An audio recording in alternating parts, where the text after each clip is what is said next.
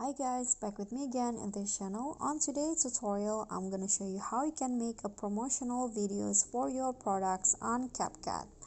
So here you can just start by open CapCut and then click on a template and go to the search column and find a promotional product template. Okay, this one.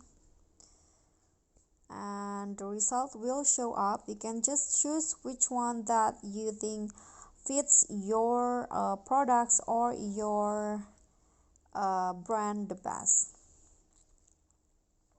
Okay, for example, like this, I'm going to choose maybe this one's right here.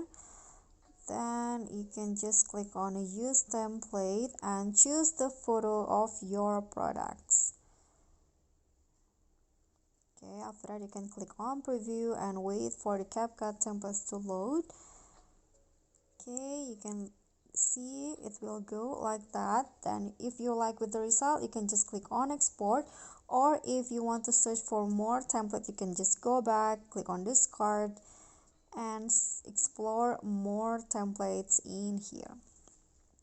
Okay, so that's a tutorial for me, but I hope this tutorial will be helpful, so thank you for watching.